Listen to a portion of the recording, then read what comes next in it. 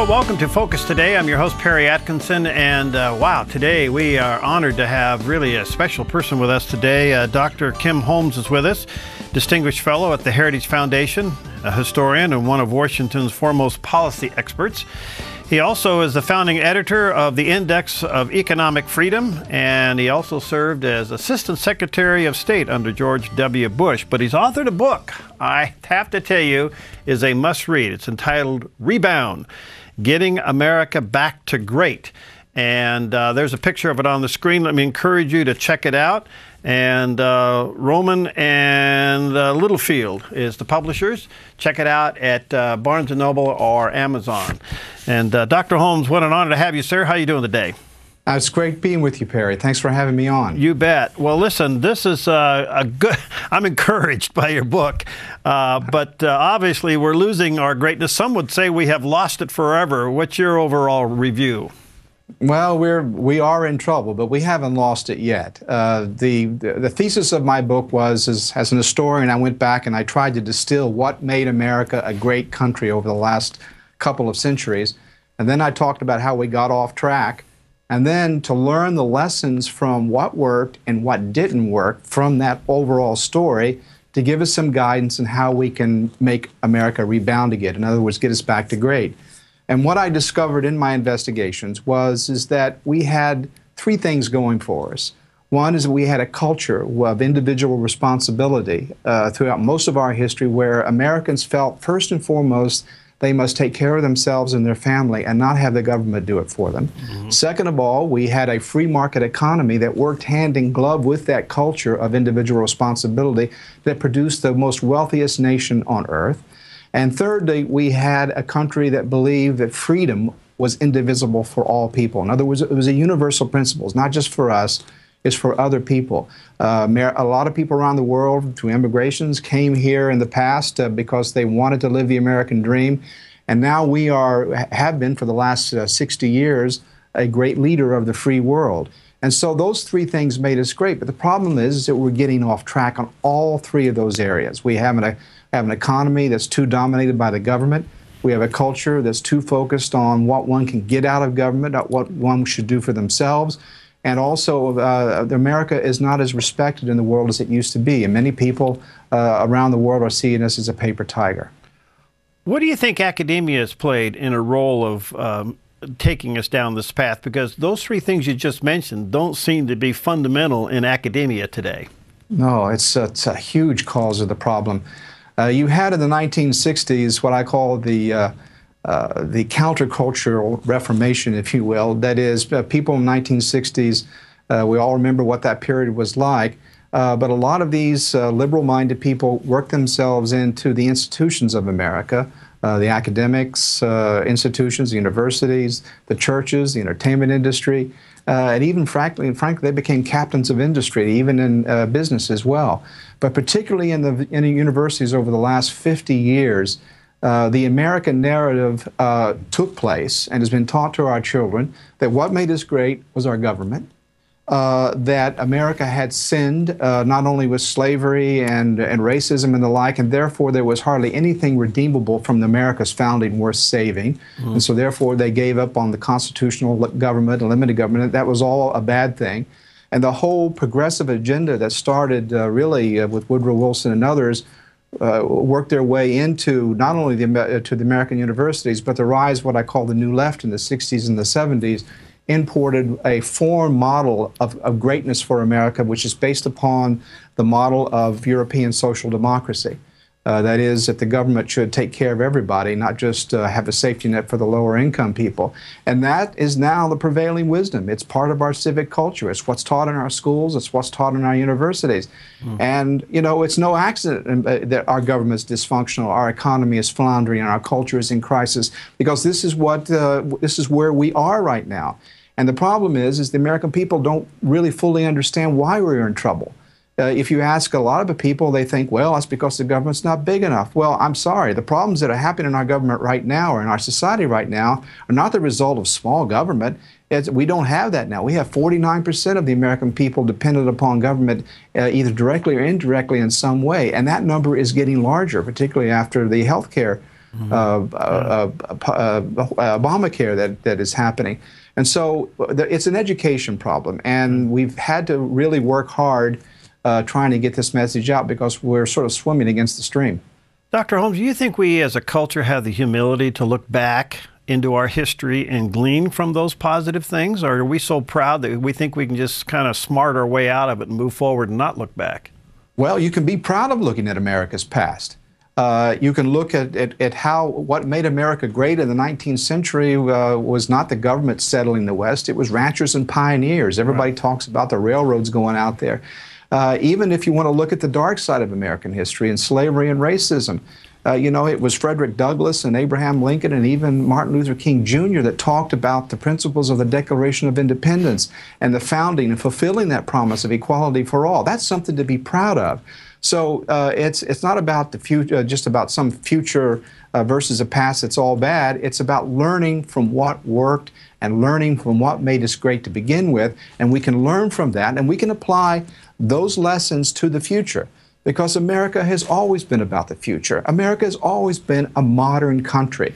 If you go back and look at the great inventions at the turn of the 20th century with the airplanes and Edison and electricity, that was a time when most Americans, middle class and even wealthy people, had what we call traditional values. And yet it was a very modernizing society, creating new technologies and new ways of living. And we sometimes get into this, caught into this either-or situation where, well, everything in the past was bad and we got to look at something completely new in order to have a modern world. Nothing can be further from the truth. The American ethos, the traditional values of America were modern values. Well, you know, Dr. Holmes, it seems, and I think you cover this in your book, that Lincoln and Douglas and Yes. King Jr., they tackled racism in a positive way, but today it appears that the civil rights movement has, again, brought racism to the front like it's worse than it's ever been. Well, I do spend a lot of time talking about how Martin Luther King and others in the civil rights movement in the 1950s and 60s looked at the issue of desegregation. And as I said a minute ago, they were trying to fulfill the promise of the American Constitution and the Declaration of Independence. What happened since then, since the 60s and the 70s, is the civil rights movement went further to the left and became almost entirely dependent upon government providing some kind of protection or benefits to African Americans and other minorities. That's not the way it was originally envisioned. And I'm not just talking about affirmative action, I'm also talking about dependence upon the welfare state. That is something that has destroyed the black family. It's destroyed the black neighborhoods. It's deprived many people in these neighborhoods of the social and personal capital to get ahead. They are too dependent upon the state, and there's not enough support from families and the churches that was traditionally the civil society support for black families and the like. That's been completely destroyed by the welfare state. And so the first thing we got to do in that respect is stop doing harm. And then if we can go back and rebuild the institutions of civil society, the churches, the schools, the families, the neighborhoods, volunteer associations, those are the things that made American civil society vibrant. People took care of themselves. And now there's too much of looking at the federal government or state and local governments for taking care of us. We're never going to succeed unless we change that mentality. Ultimately, this is a hard thing to say, but it's the truth. Ultimately, this is a moral issue. It's about what's right and what's wrong. It's not just about what works and what doesn't work. That's important, and I talk about that in the book. I have lots of solutions, practical solutions for how we can turn the country around. But ultimately, we have to look inside ourselves as a people and say what is right and what's wrong. It's right ultimately for me as an individual to say I am ultimately responsible for myself and my family and my community. The state and the government is not. And I remember back in my parents' generation, they were ashamed to be on state dole, as they called it. And it wasn't because they looked down on people. They had pride in themselves, and they didn't want to be dependent upon somebody else. It was a question of their own integrity, their own pride, and their own freedom. And that was, for them, a moral issue. And if we don't get that back, we're going to go head down continuously into more debt, more decline, and then we really will have a serious problem across the board, not just for lower income people, but for the American middle class too. You know, the faith community certainly can reach out and help people a whole lot more effectively and efficiently than the government can, primarily because it has a heart to do so. That's right. But we've intimidated the faith community into the corner where they can't necessarily do it. Can we reverse that model?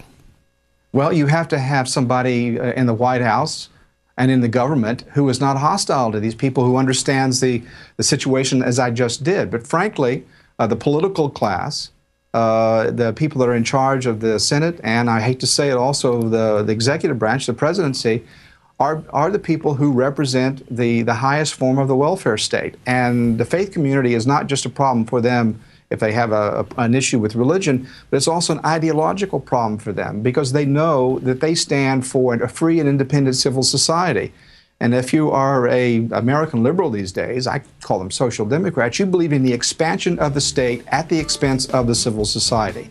You want to have a horizontal relationship between the individual who may be a member of some group, some gender group, some race, and they are totally dependent upon the federal government in some kind of way, either for a benefit or some other kind of relationship, as opposed to a horizontal civil society where people help each other, and you have a limited government that gives you the space to be free and to take care of each other, instead of having the state come in and sort of freeze all of that out and take over those social functions. That's what we got right now. And so many American liberals are ideologically hostile to what I'm talking about here, because it will deprive them of the power base and of the ideological justification for what they're doing. All right, let me take a quick break here. We're talking to Dr. Kim Holmes. He's authored a book called Rebound, Getting America Back to Great. And it really deals with what made America great, what went wrong, and how to restore it back to greatness. And we'll be right back.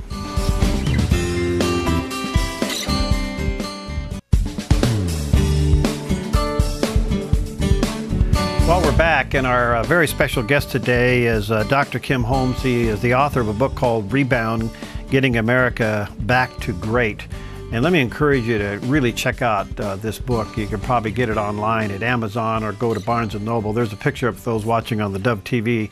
You can see it there. What made America great, what went wrong, and restoring America's greatness. It's broken into 3 parts, and I tell you what, he's done his homework. And I think he has succinctly put this book together. By the way, he's gotten some great reviews from Cal Thomas and Steve Forbes and others. And I think you'll find this to be a pretty encouraging read. And again, Dr. Holmes, thank you for your work. You know, there's so many questions that come out of this. You know, we were once the envy of the world, and in some ways we still are. I still think more people want to come here to be free than any other place. The last I checked, they're still trying to get into this place. But have we violated the Constitution to a point where it's no longer in effect, or can we get back to constitutional government? Look, America still is a good country. It's certainly a lot better than most other countries in the world. My point is not whether it's good or bad now. It's just not as great as it used to be. Right. And I want to learn from that what we can do to become great again. That's my main point. You know, a lot of people ask me about, you know, are you optimistic, are you pessimistic? And I struggled with that question a lot when I was writing the book. And at the end of the book, I actually deal with it. And I said there's a number of reasons why ultimately I'm optimistic. One is that what I call traditional American values, I call it the American ethos, is still alive and well in the hearts of many millions of Americans. Absolutely. And it's still alive in the middle class, particularly compared with the European middle class, which is totally dependent upon the welfare state, the entitlement state over there. You know, we're headed in that direction, and we're getting worse. As I said, 49% of Americans get some benefit, directly or indirectly, from the government. But, you know, we're not as far along as the Europeans are. So there is still a reservoir of the traditional America that's still there, still alive and well. Go ahead. No, go ahead. Excuse me. The second reason is that the current course we're on is going to fail. And it cannot possibly succeed. And when it doesn't succeed, as we've seen in the past in American history, Americans finally start listening to alternatives. Right now, they probably, if they listen to President Obama and Harry Reid and others, they hear, or the media, many in the media, they hear, well, big government is succeeding, small government is why we are where we are right now. Could not be further from the truth. But that's what they're hearing. and with $17 trillion of debt and $90 trillion in unfunded mandates, at some point it's going to be terribly obvious that small government is not what's causing our problem. All right. Just to kind of come a little bit more current from your perspective, especially there with the Heritage Foundation, the Obamacare is a mess. I mean, this thing is a total mess, a failure. Yeah, from a website all the way down to its effect upon jobs. Even in our little town here, we're now beginning to hear the stories of people, cancellations, companies who have full-time people cutting them back to 30 hours. I mean, you know the drill. This thing is going to implode. Do you think can we survive this thing imploding? Yes, so long as we understand why it's imploding. The American people understand. The administration would like you to believe that it's not working well because it's a technical issue. If you fix the website, everything will be fine.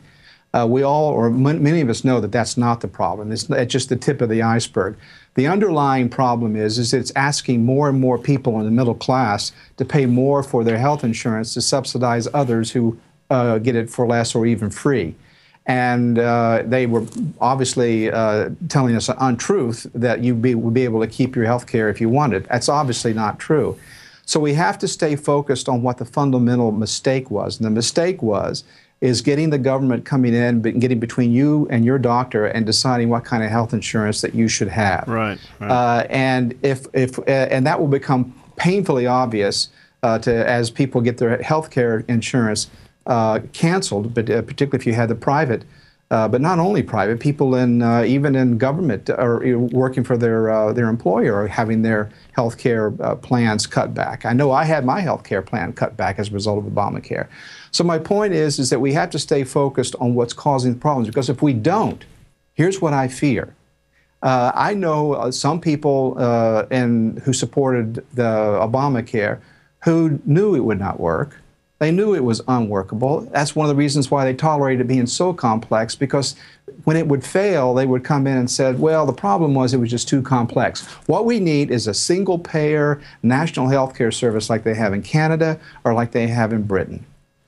Basically, which is nationalized health care. Right. And a lot of people will go, well, if the problem was technical, it was just too complex. That sort of makes sense to me. It's not the complexity. It's the fact that the government was trying to control and run it. That is what's causing the problem. Wow. So they could come out with a simplification which could be equally as bad. It'll be worse. It'll be far worse, but it'll, in the sense of, basically it just nationalizes all of the healthcare industry. But it's simple in the sense that it's not having all these exchanges and people having to navigate the exchange market, because what I fear is somebody's going to come in and say, well, you know what the real problem with the exchanges is that we were trying to work it inside the private health insurance market. It was just too complex. So let's make it simpler and just get rid of the whole thing and come in with a nationalized healthcare system. And if we American people don't understand that the problem was getting the government involved in this in the first place, they may, and they think it's, as I said a minute ago, a question of complexity or technology or something, they may be fooled into going that direction. You also deal a little bit with the military, and I was just kind of curious, to return America's greatness, part of it is to be respected in the world. We don't seem to have a foreign policy these days, at least with this administration, that makes any sense. Therefore, we have no credibility. We don't say what we do. And I'm reading behind the scenes here, maybe you've seen it there at the Heritage Foundation, that the president's already released 9 generals in the military. What's going on? The president, A, does not care all that much about foreign policy. B, he's a committed liberal internationalist. That is, he believes that at least many of the world's problems in the world were caused by America. But at the same time, he's the president of the United States, and he's responsible for the security of the United States. So he's confused. You know, he sees the same intelligence reports anybody else saw about how terrorists want to kill us because they hate us, not because we provoked them. But since he really cares mainly about health care and he's a bit confused ideologically, he ends up doing these sort of head-jerking about faces, taking the country to the brink of war in Syria and then pulling back and then letting the Russians take the lead diplomatically, a complete about face. As a result of this, the rest of the world is concluding that we are declining as a power, America as a leader of the free world. The Saudis, for example, the other day refused to join the UN Security Council because they're so disgusted with U.S. policy over Syria. That's unheard of. A lot of countries are just starting to make their own deals because they think America is stepping back. Now, folks, this is not just about them. It's about us, because if we start retreating from the world and others start making their own deals, or the terrorists start getting emboldened, or our allies start thinking that we're not reliable, bad things are going to start happening. And that is exactly where we are right now. I find it absolutely amazing that Barack Obama, who went to Berlin and gave that famous speech where he was almost idolized by the German people because he wasn't George W. Bush. Well, if you look now at the opinion polls in Europe because of the NSA surveillance controversies, my God, America is hated more now than we were under George Bush, or distrusted. And how did that happen? Well, it happened partly because of incompetence, partly because of confusion, and partly because the president doesn't really think that leading is important. He doesn't think it's important for our own security, and he's dead wrong on that. All right, Dr. Holmes, help us in these closing moments. We feel the frustration. We get that things are wrong, but we feel like we can't get it changed. We have the Reids and the Pelosi's that are just out there. We have the secular media that's just pounding away. We just don't seem to make a dent in this thing. And with all due respect, yes, the Republicans and the Conservatives have the House, but you know the infighting with the Republican Party. I was former chairman of Oregon for 4 years. I get this infighting thing. We just can't seem to get our act together to make the change that we all want. Well, there's two parts of the problem. One is the political leadership. They're not doing a very good job right now, as you just pointed out. And, that's talked about a lot. And given I'm taking a longer perspective in my book, let me take another view. It all starts with us as individuals. We have to educate ourselves on the issues. We have to get active, and we have to be smarter and more educated than the other side. We can't just call people names. We just can't scream. Mm-hmm. We have to get out there and take over the institutions like the left did in the 1960s. They call it marching through the institutions, the universities, Hollywood, the churches, the business community. They are now the ruling class. And many people who have my values feel like a minority. And in terms of the numbers, we actually are. But it's worse than just the numbers. We don't control the main institutions that control the country. And so it's a long haul. But we have to take it seriously, and we have to take ideas seriously. It's not just about politics. The politics is at the end of the tunnel. You got to start back into the culture and the institutions and the ideas and getting involved in your community. That's what the other side did. They didn't just do politics. They took the whole picture seriously. Right. So you have to get involved. Well, the book is called Rebound, Getting America Back to Great by Dr. Kim R. Holmes. Let me encourage you to check it out. It's put out by Rowman and Littlefield, and I'm sure you can get it at Barnes & Noble or online at Amazon. Dr. Holmes, thank you for your work, my friend. Keep up the good work. Let's chat again soon. Certainly value what you guys do there at Heritage Foundation. Keep up the good work, my friend. Well, thank you very much for having me on. I hope to be able to do it again soon. All right, God bless. We'll be right back. God bless.